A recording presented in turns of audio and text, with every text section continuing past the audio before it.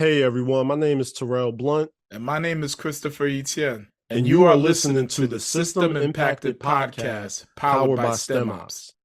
Chris and I really appreciate everyone who's been rocking out with us thus far, liking, commenting, and sharing the episodes on their social media. And if you haven't done so, we implore you to. Episode 4 of System Impacted is actually coming at you in two parts as we take you through two separate conversations we had with our guests, Adhem El Shabini and Majid Mohammad, the latter being the focus of part 1. Now, Majid is a doctoral student at the University of California, Santa Barbara, specializing in the studying of superconducting photon detectors for quantum and astrophysical applications. However, his journey through higher education actually began in the prison cell. But it was during this time served when he was illuminated by higher education through the wonders of physics. Using 7 years in prison to read and reflect in an effort to reinvent himself, Majid earned an associate's degree before his release, then went on to earn a bachelor's in physics from the Colorado School of Mines. We talked to Majid to learn about his upbringing as a youth, the average struggles teens experience as they form or become a part of social groups, and his passion for education and justice. As a first generation Egyptian Muslim growing up in a mixed income community, Majid Mohammad felt that he was part of a diverse student population that represented different attitudes and approaches towards education. My high school was a mix of very focused individuals and very lost individuals. I say that because I had friends who right now are doctors, and they were telling me they were trying to be a doctor since sandbox days. I mean, like elementary school. I have friends who like knew exactly what they wanted to do, and they came from households that really helped guide them in those directions. On the other hand, I have a ton of friends in jail right now, or who just was just more lost, man. I don't even know how to describe it. Just bros was lost. People were lost. A whole lot of fights, a whole lot of gang stuff, a lot of trying to fit in. It felt like, at least from my perspective. Majid often felt torn between embracing the cultural values established in his household in contrast to the destructive behaviors that were normalized in his local environment. While he did succumb to those social pressures, it was through his own mistakes and life experiences that Majid found growth. Being a Muslim American, coming from a Muslim household. In my high school, because it's diverse, we did have a decent group of Muslim kids around, but I think as much as I was trying to find my identity, so were they, because their parents is telling them what norms and what life and what culture means to them, and trying to impress that upon their children at a young age. But every time, we step out the house, and it's not to say that the Muslims weren't around. Like, there's plenty of Arab and non-Arab African Muslims that I'm very close with. But every time we step out of the house, and we're in high school, and we're socializing, we're trying to form our identities, we see a stark contrast in what our parents are telling us, and the values and morals we experience from our environment. For anyone immigrating to the United States, a sense of some sort of assimilation that goes on, right? Like, you change a bit of yourself, a bit of your culture, a bit of who you are, to try to fit in, to try to understand, to try to make connection with the new land in which you live. But for me, it's weird, because this is the only land I really know. It's like Colorado, Aurora, like that is my culture. Like, I feel much more tied to my like Western American culture than my Egyptian culture. Why? Because I've spent majority of my years here, right? So I'm heavily influenced by my surroundings. And another thing I want to say is that growing up, I was very easily impressionable. I wanted to fit in, and fitting in meant trying to become and be like the people I was around. Oh, you guys are doing something that, might be a bit questionable, but I'm trying to be cool. I want to be liked. I want to be noticed. So how can I insert myself into your guys' groups? Like, as much as I was interested in acting and, going down this route of taking school and academia very seriously, I also got caught up in just a lot of foolishness, and it was enticing at a young age. Like, you feel like you're invincible when you're young. I felt like I was invincible. I felt like I could do anything. And I really didn't have a sense of understanding when it came to the people I was affecting beyond myself, right? Because your mother and your father, or my mother and my father, they sacrificed a lot. They worked a lot. They did a lot to try and make sure that their family was good. But you know, you don't really think about all those sacrifices when you're out here, trying to learn from experiences. And that's essentially what I did. I learned uh, much more from my mistakes than from other people's mistakes. As a youth, Majid states that he struggled with the myriad of mental health issues that he believes were exacerbated by his desire to be socially accepted. This need to seek validation from the negative influences around him would lead Majid down the path of incarceration. Academics was never an issue. I always understood the curriculum. I also kind of enjoyed the curriculum. I really enjoyed being a student. Growing up, what I didn't have a good grasp on was my behavior. I was diagnosed with ADHD at a very young age, OCD, depression, anxiety, and navigating my own mental health and trying to understand it and cope with it and learn different mechanisms in order to make me an avid student was tremendous challenge. So for me, academia was a place I wanted to be, but didn't know how to be.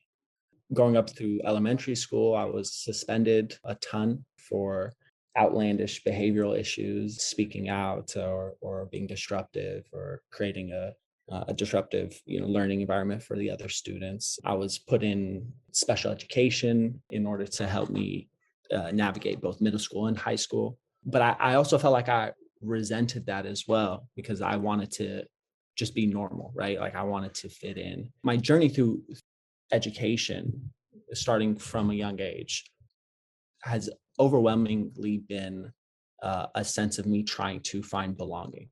How I can recall K through 12, it's me just trying to resist understanding myself and try to just become whoever was around me that I felt like I can uh, gain acceptance from, right? Like trying to find personal validation through other people, through other groups, through other cultures, through other individuals.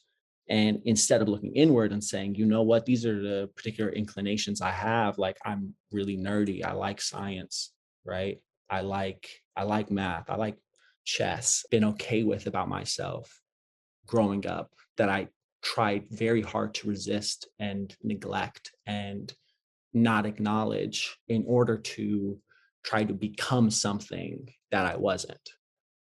And it was all just in the name of trying to find identity, trying to find belonging. Coupling that with the mental health, I think that really just culminated itself into the road I took to prison. Like growing up with mental health issues, like some cultures don't even acknowledge mental health, right? It's just like, oh, you don't believe in God enough. Like you just gotta tap into God, you're gonna be fine.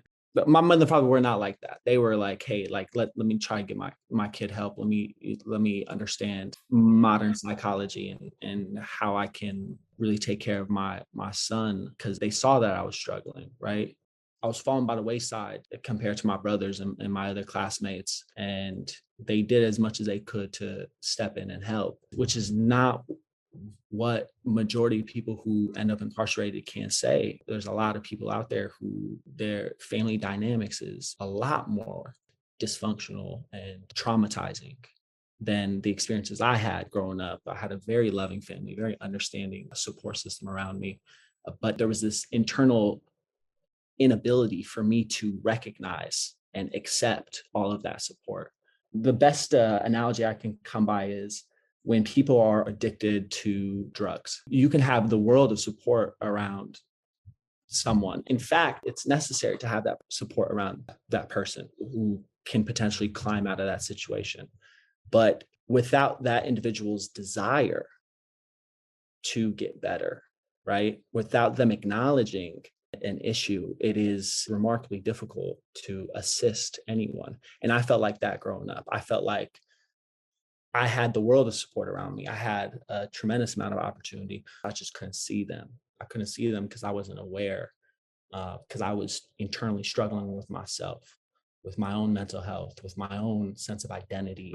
The same struggles I was dealing with as a juvenile in elementary school, middle school, high school, didn't stop when I was incarcerated. In fact, because I was incarcerated at 17 years old, because I was a juvenile still, because I didn't even finish high school, it's not like I learned the key to academia and then I was incarcerated and was able to like enact that. Like it was a growing process, and that growing process, unfortunately and fortunately, in such a weird way, happened while I was incarcerated.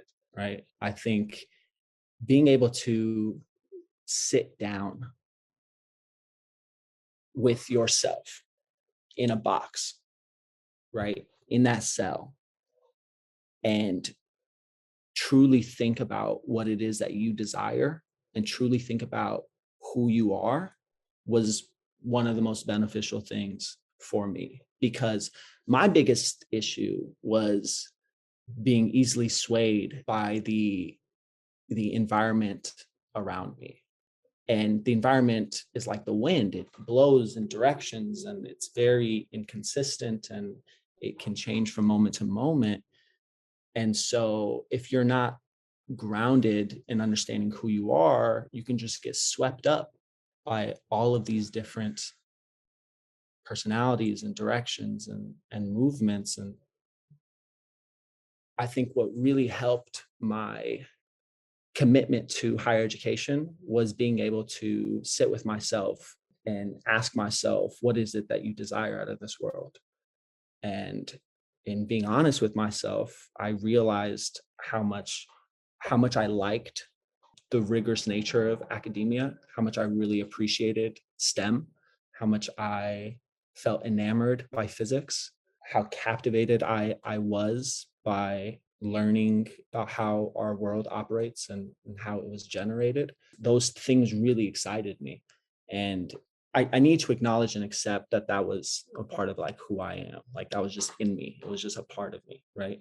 I spent a lot of time in prison trying to look inward and say, what is it that I truly desire? That ability to sit with myself and think about myself, really think about who I am, coupled with the opportunity to go to college while incarcerated, was this like just beautiful timing and arrangement of self-reflection as well as self-improvement.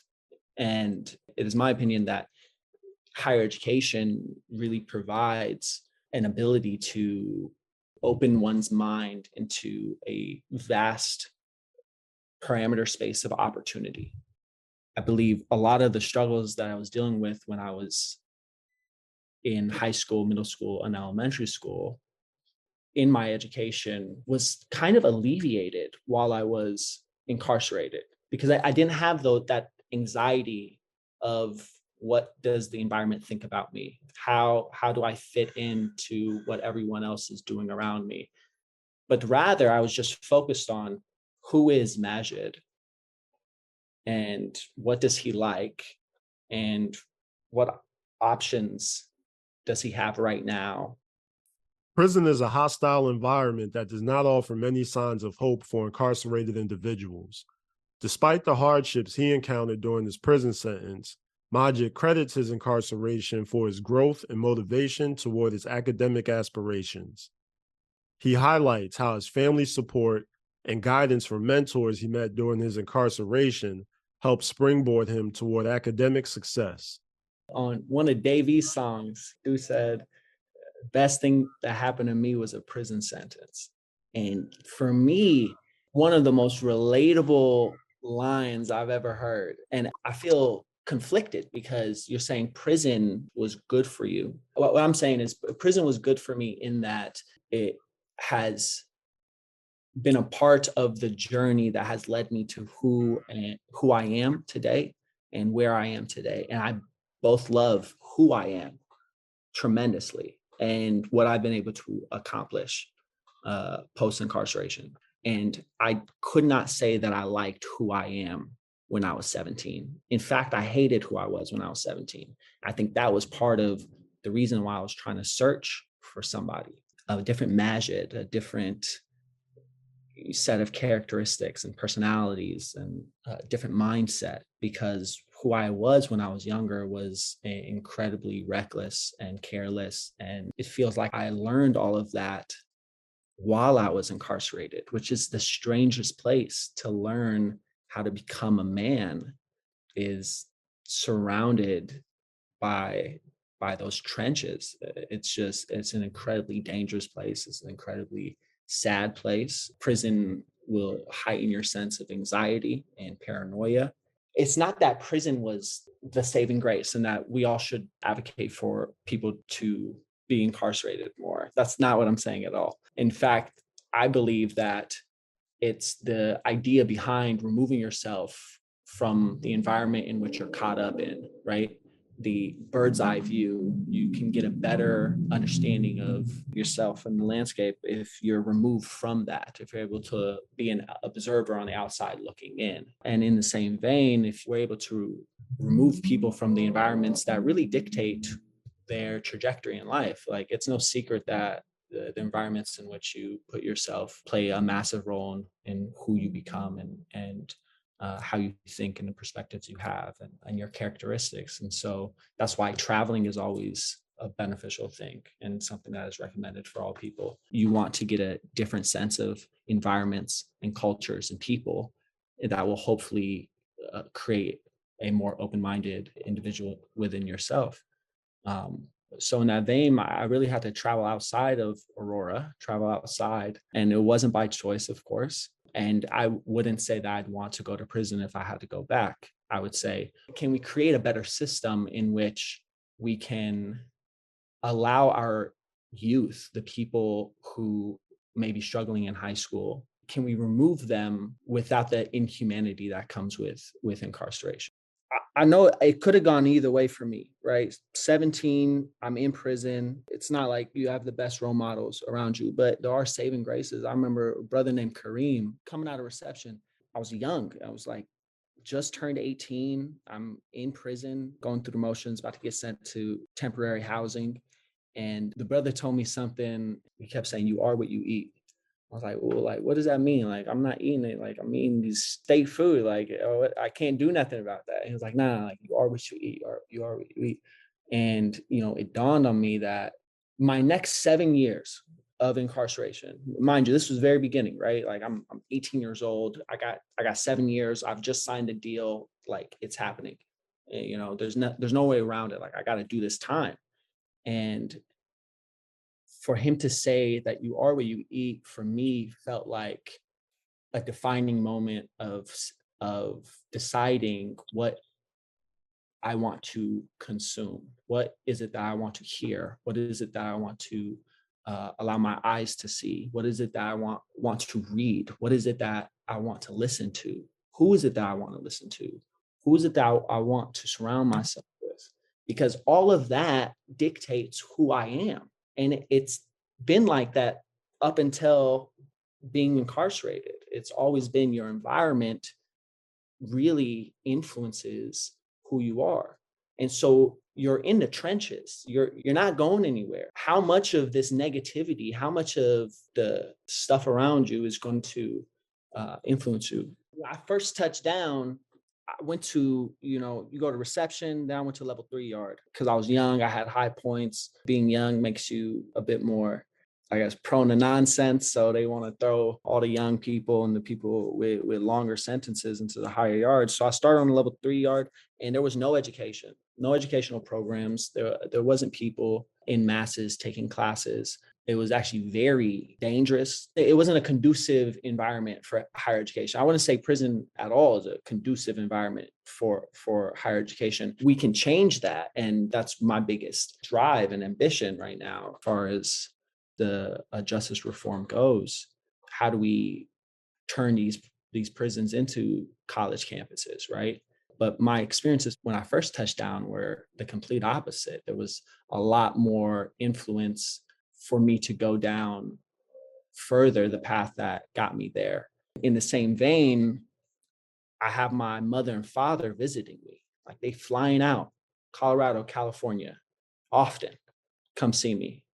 And they're buying me books to read.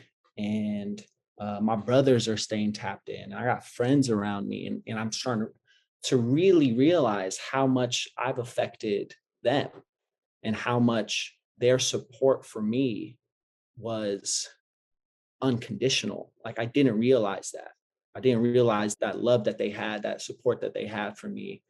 They saw something in me that I at the time could not see within myself. Matter of fact, when I first was arrested, I would like not call them for a long time, and they would have to like call the facility and ask about me and stuff because I was so embarrassed.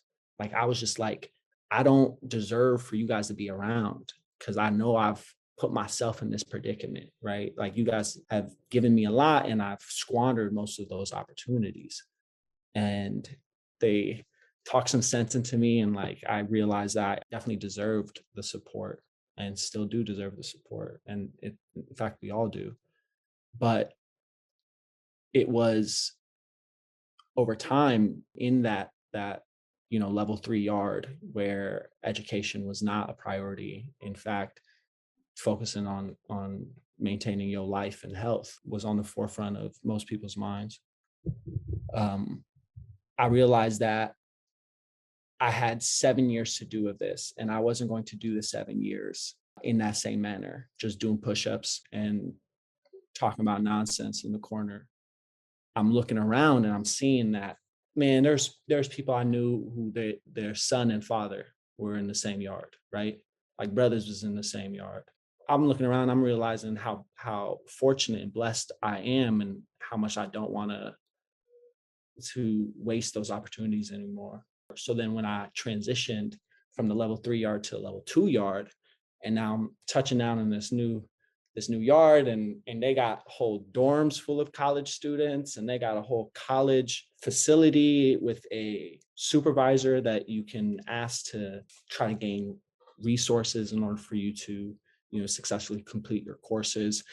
The people around me were much more focused on education, and that was that second experience of saying, oh wow, there's people around me who are in college. That's my environment. Those are my people. Those are who I need to hang out with. That's what I need to be doing in a day room, is trying to solve these math problems with everyone else. There were different environments that pulled me in the same direction, right? One pushed me away from, oh, I'm trying to be on a level 3, level 4 yard for the next 7 years and worry about these prison politics. I was pushed away from that. And I was also pulled by all the college students and the college programs that were offered. Although he had access to higher education during his incarceration, Majid states that most correctional institutions lack opportunities for people in prison to enroll in such programs.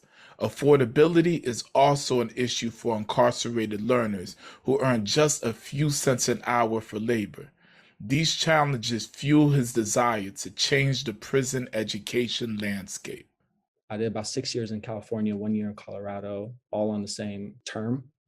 Going to Colorado, there were no college opportunities. Like they just weren't colleges. They didn't have the same laws that California had, where Coastline and Palo Verde are 2 community colleges in California that work heavily with the prison institutions to offer courses. In Colorado, there were none of that. In fact, I was a course or 2 away from getting a second associate's degree, and I was taking one of those courses. It was Calc 2, and I had to do all that through family support. And as you can imagine, if someone's trying to go to college, they would have to come out of pocket for those expenses.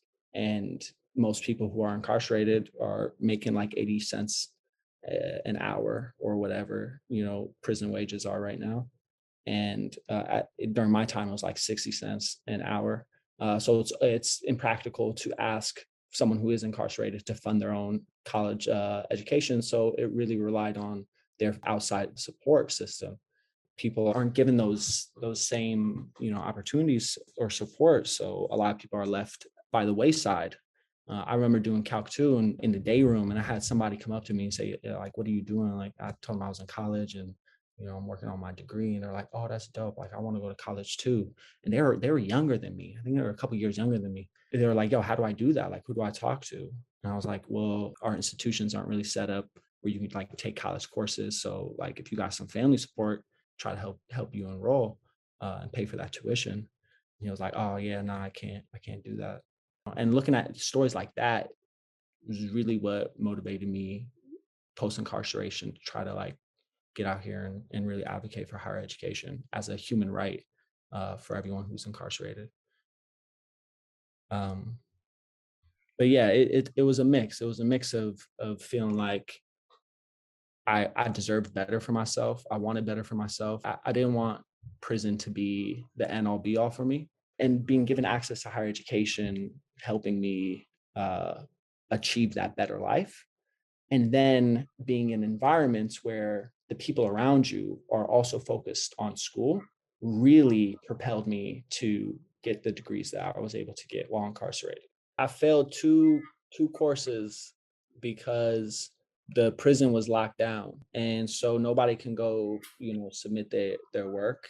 And when it comes to correspondence courses, that's how I did it. Correspondence courses that the professor will physically mail you a packet of work. You do those assignments and mail them back, and then they'll grade it and then send you your final grade with whatever comments. So my college education happened without the internet, without big university libraries. I didn't have a computer, so I wasn't learning how to code. And now I do a lot of coding, right? So it was a much more limited experience than your average college student.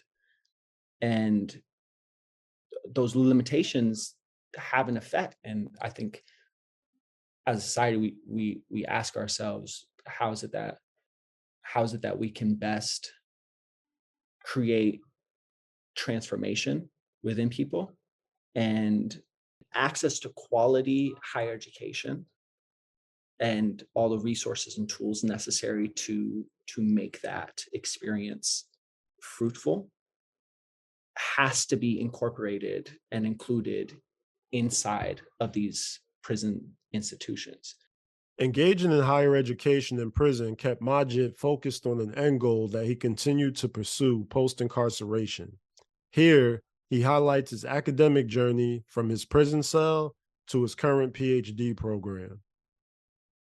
Man, I could say I've probably had access to higher education in all forms of incarceration, from the highest yards all the way to a halfway house. And that was my transition experience, is that I went from taking classes every day.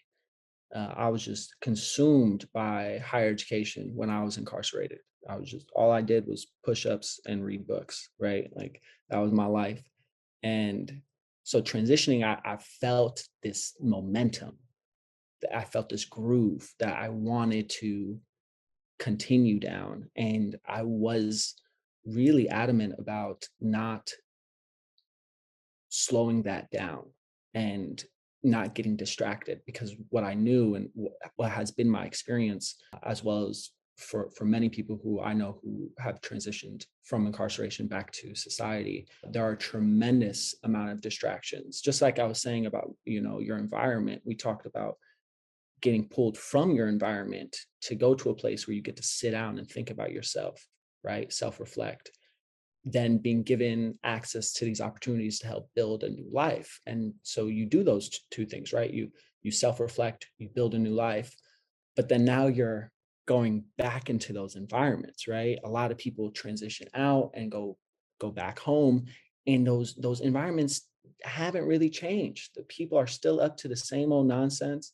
There's a lot of influences around you. There's a lot of distractions around you. I knew that and really wanted to prepare myself for that. And so the biggest thing I did for myself was try to advocate for my access to higher education. And what I mean by that was when I went to the halfway house, they can care less.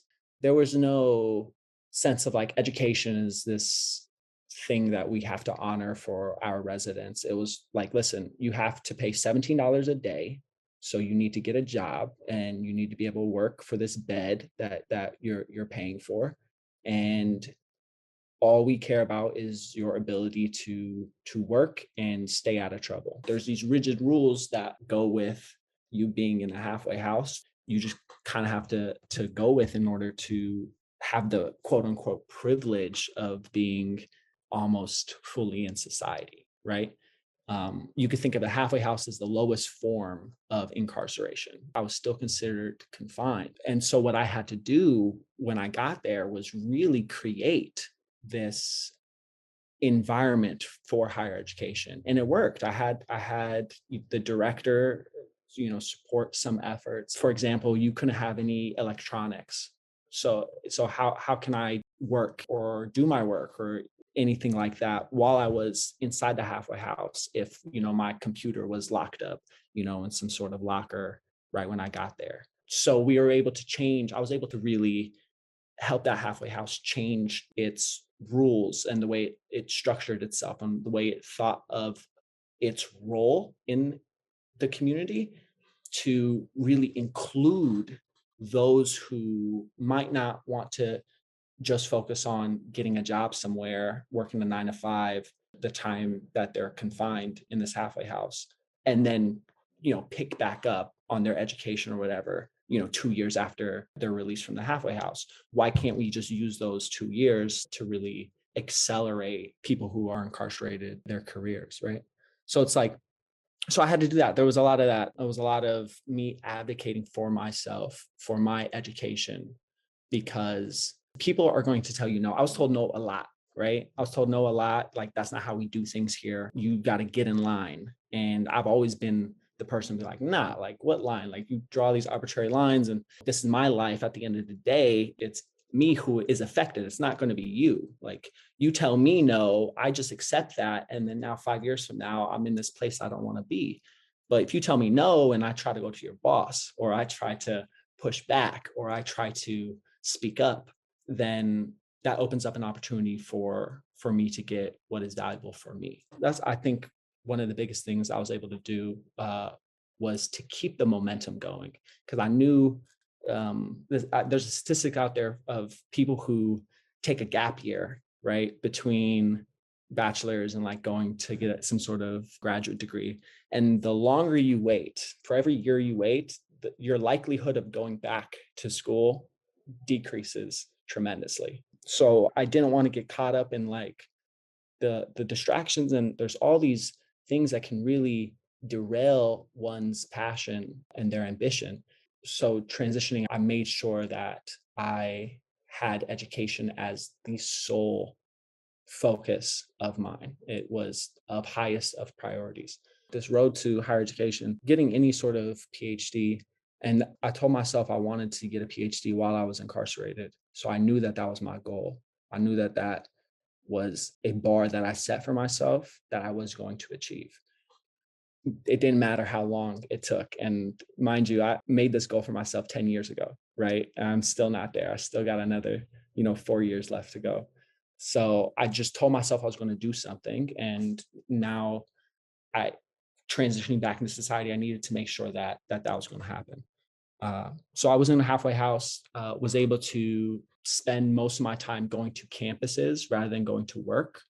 But I also still had to work because you still had to pay for your bed at the halfway house. And so I had to navigate both, and it was difficult. It was tough. I think that's probably the toughest thing about accessing higher education post-incarceration, is that while you're incarcerated, all you really do is focus on school, right? Like you have less responsibilities, but your responsibilities increase tremendously, and it depends on person to person and their individual circumstances. But a lot of people don't have the ability or time to invest in their future through higher education. So I was in college while I was in the halfway house. Then getting out of the halfway house, the college that I went to was close to the halfway house.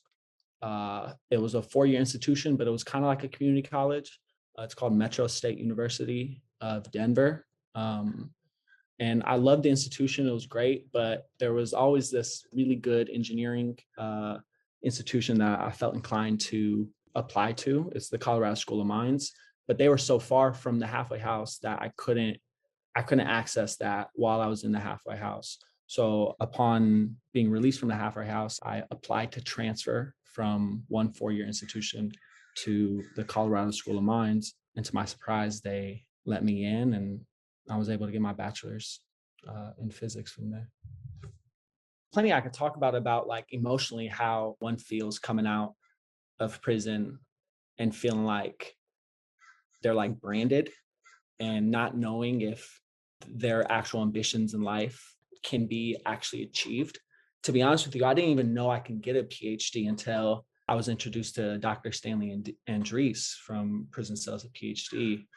Seeing him really thrive in building himself a career in STEM made me realize that this is possible. Like if I put enough hard work in, and that's really what it is. If you just put enough hard work in and you're dedicated and committed to the future that you envision for yourself, the door's open.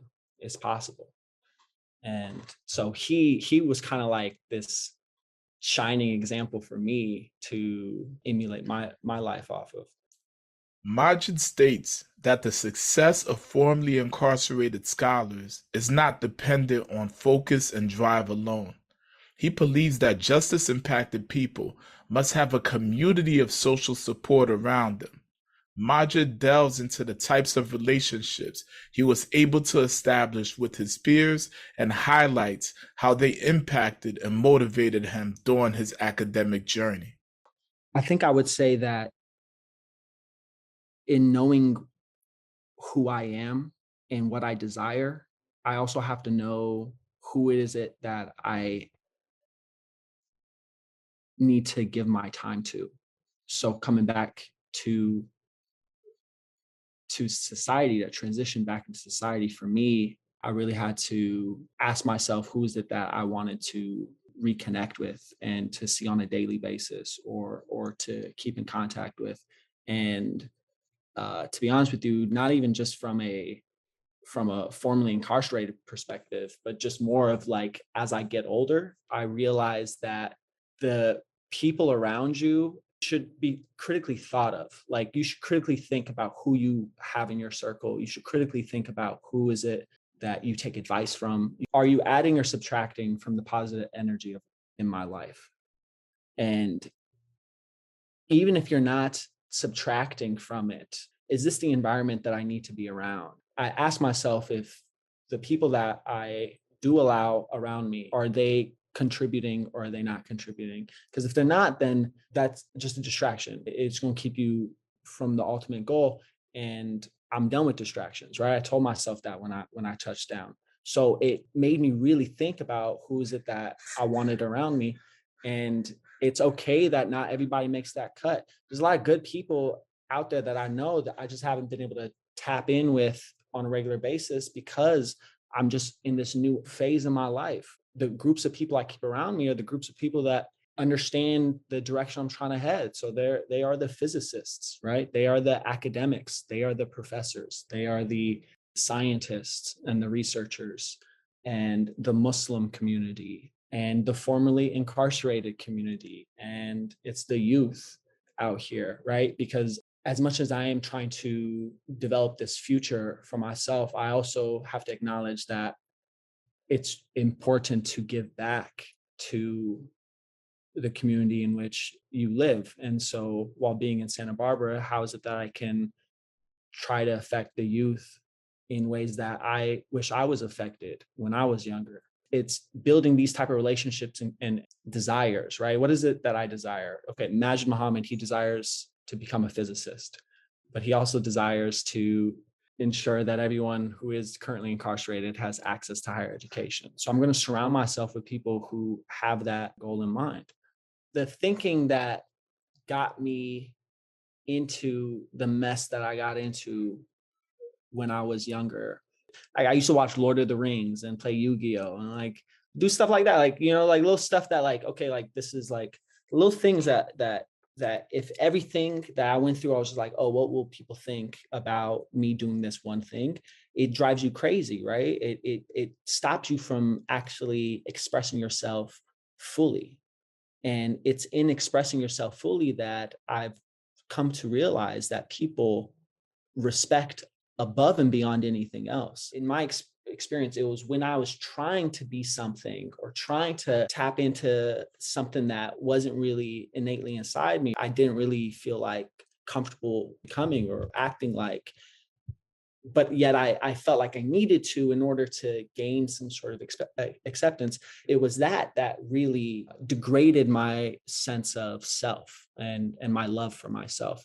I'd lie to you if I said I wasn't cautious or didn't think twice about who I say what to at UCSB or amongst my colleagues or, you know, within the science community. Yeah, I definitely think about my history and my background and how that will make other people perceive me. But I have to be grounded in the fact that I am who I am. The people who will respect and relate and not judge will do just that. And then the people who will judge and limit and not want to mess with you and not want to collaborate or not to want to get to know me, like who you are, the color of your skin, your characteristics, your mannerisms, the way you talk, you cannot try to make that fit every person, right? Because then you're just going to be changing yourself and molding yourself into all these different forms in order to appease everyone around you. And so I don't live like that on campus, and I refuse to live like that. I don't introduce myself and just talk about my history with just anybody, but I don't think that's for being ashamed or feeling like I have to hide a portion of myself, but rather I like to have intimate conversations with people who are generally curious, right? I'm a part of Underground Scholars, which is a campus organization that helps people who were formerly incarcerated gain access to higher education, as well as provide a peer support network for people who are on campus that are either system impacted or formerly incarcerated. So my name is attributed with this organization. Everyone knows this organization, or a lot of people on campus understand what our organization does, right? So I don't feel like it's in myself to not do that work, right? Because if I was very concerned with, oh, what will people think of, what will my colleagues think of me? What will these researchers think of me? And so if I was so concerned with the thoughts of my colleagues and my name being associated with such a program, that I wouldn't be able to do the amazing work that needs to be done, right? Like my fear of my own opportunities being limited and my own shame or whatever of my past actions and the history that is just a part of my life. If I was trying to hide that, then I wouldn't be able to do the things that I love. And what I love is being able to affect the community around me and in a way that brings guidance and hope and opportunities to people who are otherwise struggling in life. Majid believes being goal-oriented and participating in educational opportunities are pathways towards redemption and success for justice-impacted people. According to him, formerly incarcerated scholars are only bound by the limitations they place on themselves. To drive this point home, Majid comments on the growing network of justice-impacted professionals and the strides they've made in their respective fields.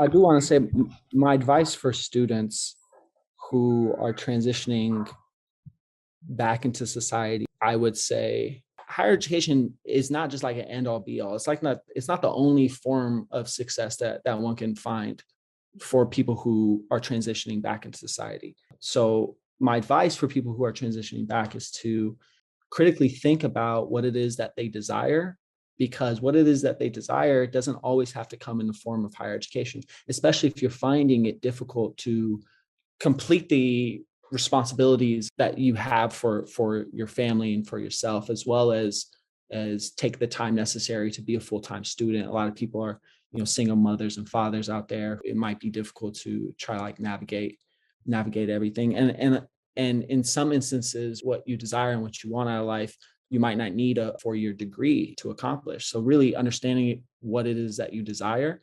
And if you don't know what it is that you desire and you're exploring, then try and set a goal for yourself and achieve that goal, and then pivot when you're done achieving that goal.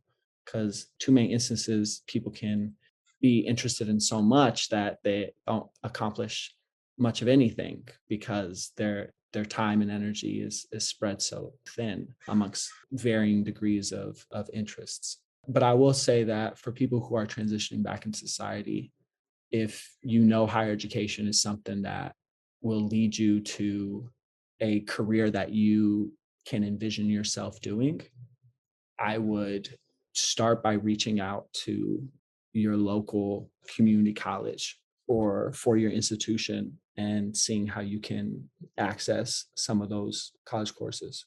I would also say that the limits that we believe are placed on us by society, being people who are formerly incarcerated, are more than likely glass ceilings that we can shatter ourselves.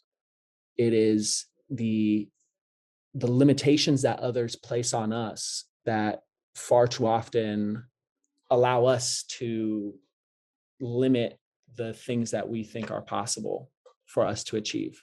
So if someone tells you it's impossible to get an LSAT or become a lawyer while having, a jacket, being formerly incarcerated, I know a couple people who are lawyers.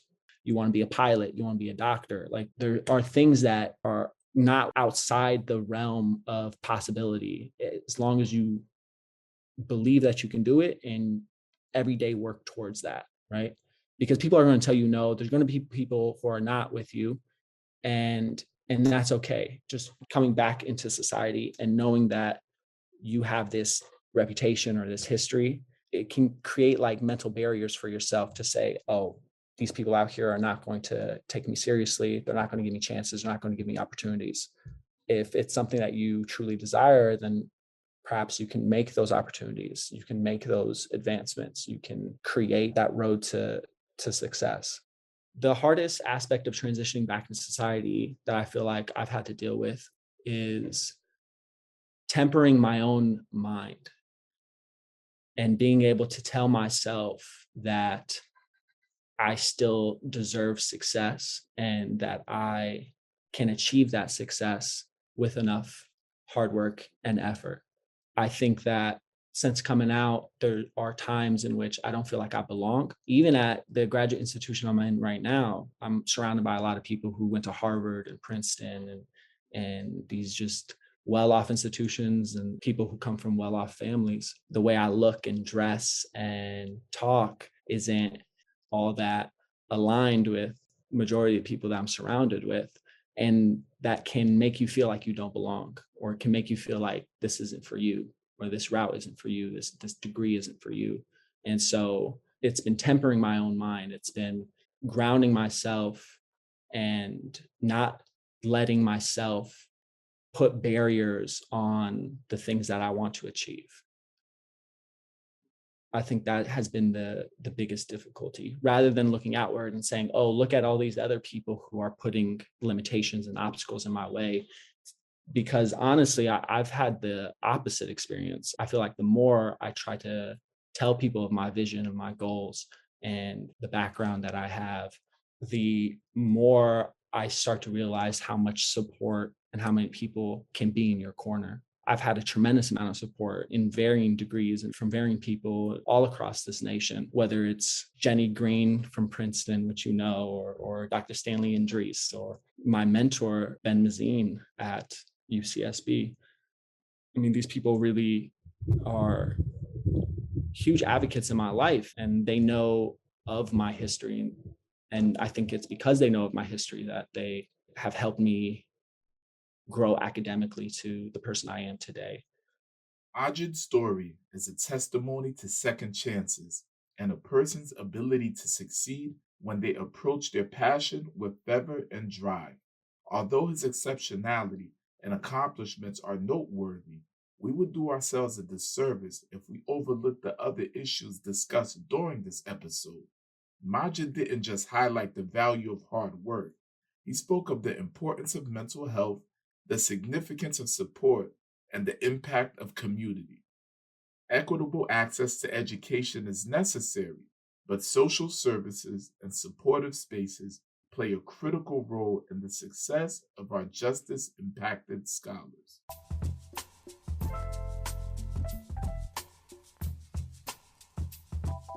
So part 1 is in the wraps, y'all. Definitely appreciate you, Majid, for coming through and sharing your story and journey through higher education in prison with us and our listeners on the System Impacted podcast. Please remember to tune in for part 2 with Adhem El-Shabini speaking about his experiences in education and incarceration and now as a professional engineer.